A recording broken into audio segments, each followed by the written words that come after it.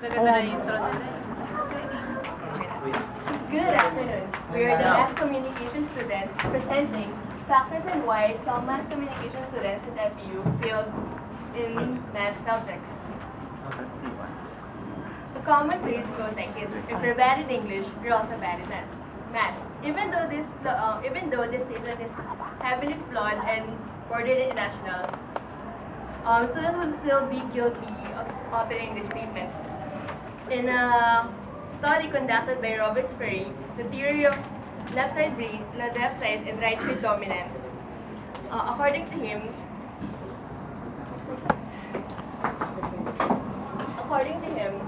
the right side of the brain is best at creative, expressive tasks, while the left side brain is better in analytical, logic, and language. Grabe talaga. Do you think the statement of the problem? The statement of the problem that we'll be giving is that why do mass comm students get this kind of stigma that they are poor in math? And trying to find out what are the factors in why they fail in math subjects.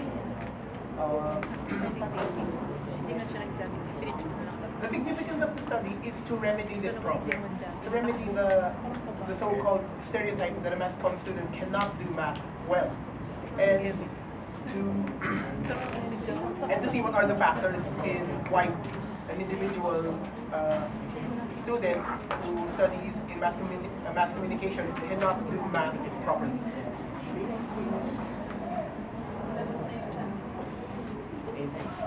Definition of terms.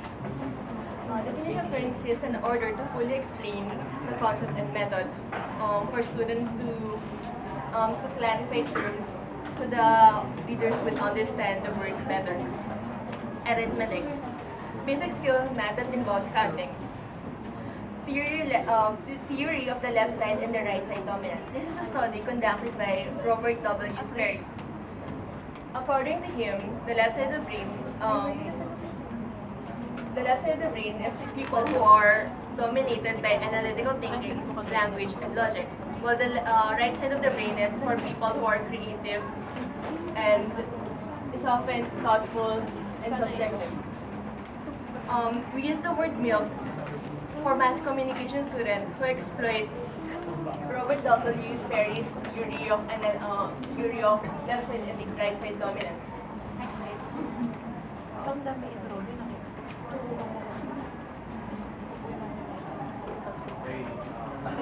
Related literature. The word itself, related literature is about the studies that were conducted, that were connected to our problem. The author that we found is about Malcolm Gladwell, Outliers and the Story of Success. Louder. Hard work is a prison sentence only if it does not have a meaning. When it does, it becomes a line of thing that makes you wrap your wife around the waist and catch it.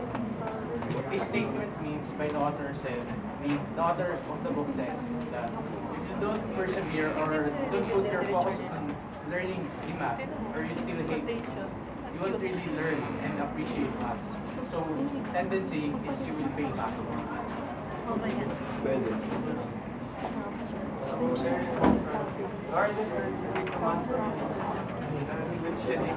magbibigay ako ng kapibinsa ng sige. Yung mga Everyday in our life, friends sunshine, ano mga subject ko mo?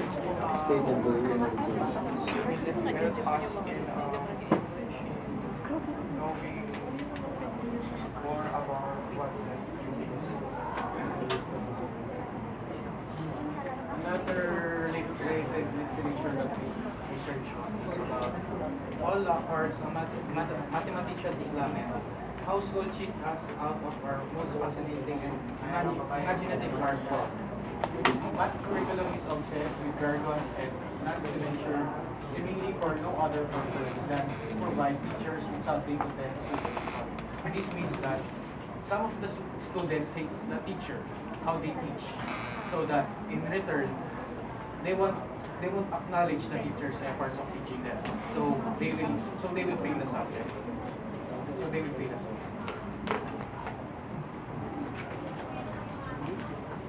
So, Rocky Murakami said that math is like water. It has a lot of difficult theories, of course, but it is basic, but it is very simple.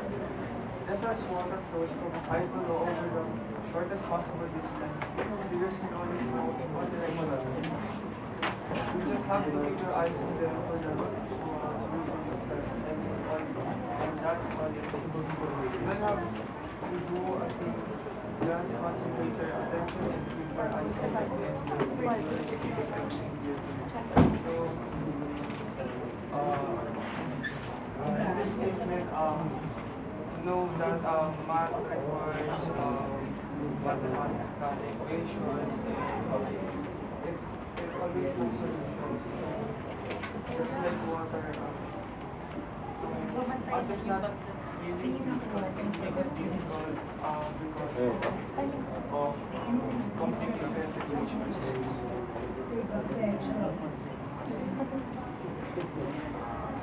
The last related literature that we research on is about of Bertrand Russell.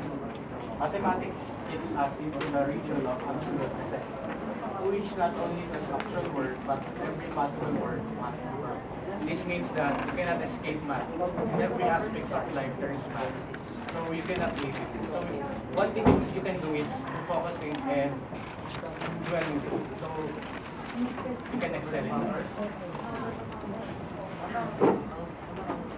So for the methodology, to make results or findings about the study in view, the researchers have to be aided with sampling techniques, instruments, and statistical data.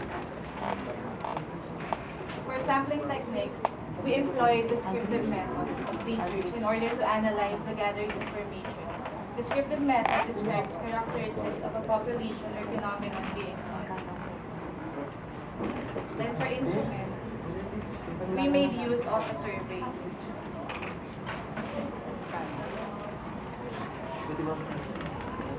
And of course, we have to employ as well as statistical treatment, which will be discussed in findings and results.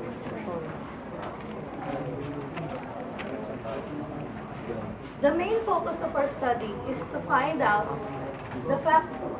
factors that leads to the failure of mass communication students in mathematics. The first question is having less math subjects one of the reasons why you took up mass communication or AB communication as your major? 52.9% of our respondents said yes.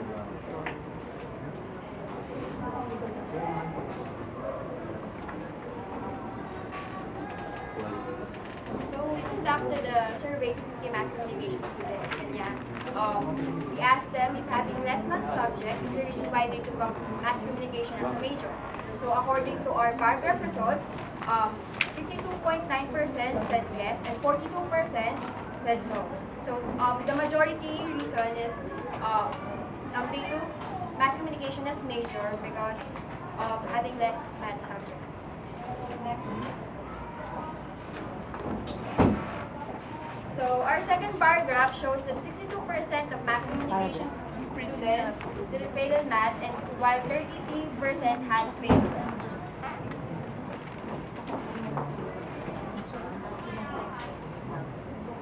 The third paragraph shows that the possible reasons why most of mass communication students perform poorly in their math subject. So 31% of the mass communication students weren't good in math, followed by 28% of students weren't interested, and 11% said that they don't need math and it's not their major subject. And lastly, ibang quality and no answer, which is 8%.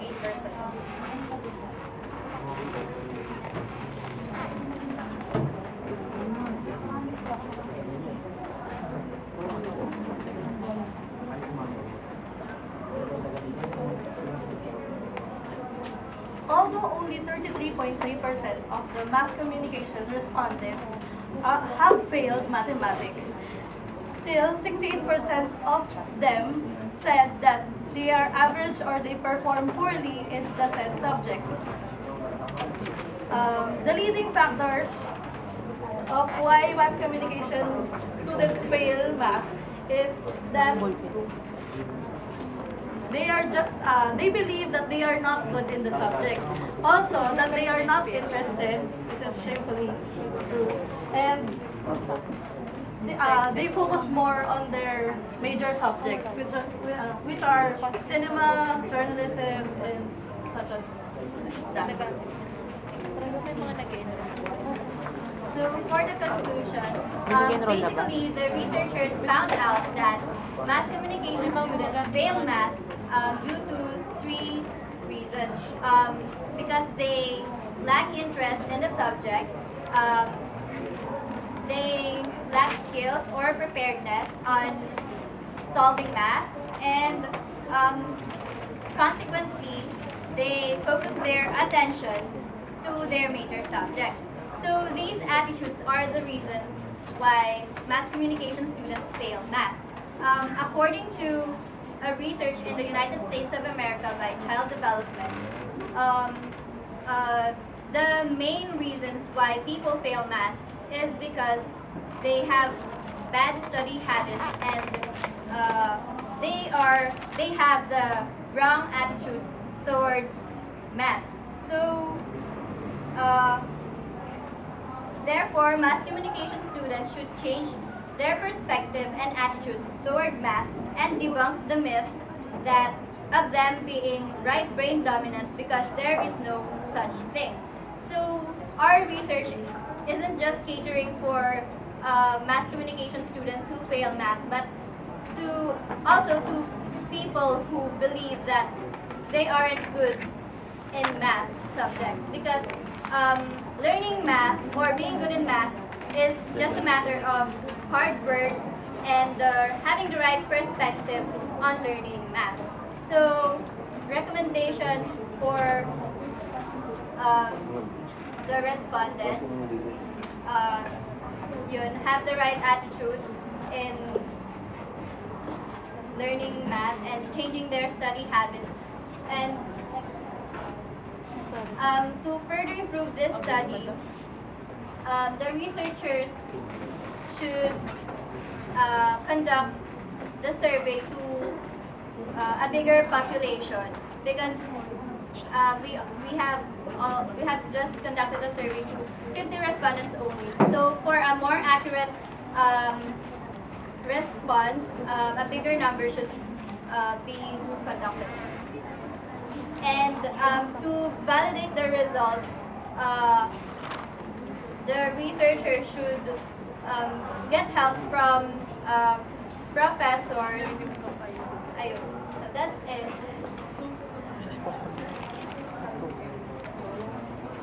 So we made use of survey questionnaires as our research instrument, and we have here our 10 questions answered by 50 MBA Mass Comm students that is currently taking statistics. So our number one question is having less math subjects one of the reasons why you took up mass communication as your major? So we use this question to point out if this question is pointing out if the math students hate math subjects. Our number two question is, how would you describe your performance in math? And number three, have you ever failed any subject? We made this question in order to know their performance and how are they doing with their math subjects. Number three, have you ever failed any math subject? This question is to point out the reasons why the students have undesirable grades. Number five is, do you dislike all math subjects? The benefit of this question is to know if a student at least understood the subject, or are not interested with the subject, or dislike the subject at all. Number six, how would you rely on to answer math assignment? Sorry guys. This question is for us to know if the students are practicing or exercising their math subjects. And our number 7 question is, do you consult as approach your professor if you don't understand the lesson? So this question is to know the reasons of students' poor grades, including external factors such as difficulty level of the subject or the teacher's strategy of teaching.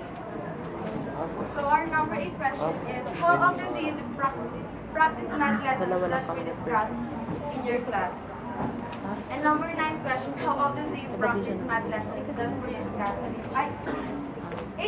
The question should be, do you seek for an aim to understand the subject? So this question is in order to know there are other reasons like poor attitude, laziness of doing the homework, attending class, or if they have personal issues like, for example, problems on concentrating and test answer. So our number 10 question is, what was your grade in math? And our documentation. So here are the researchers. Here are the researchers. Feature of researchers conducting our survey. Tables. Let me see the tables. Tables.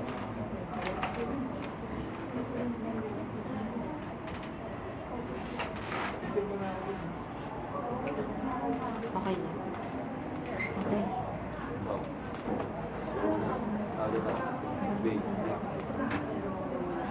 Okay.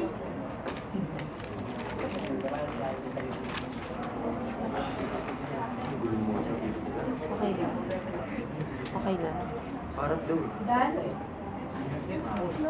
Kunti lang natin. That's it, ma'am.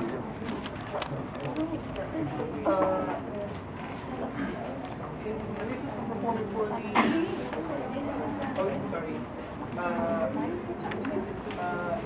That we end our presentation. Thank you for listening. In conclusion, we thank you for listening to our little presentation on why mass comm students are bad in math. Thank you. Thank you.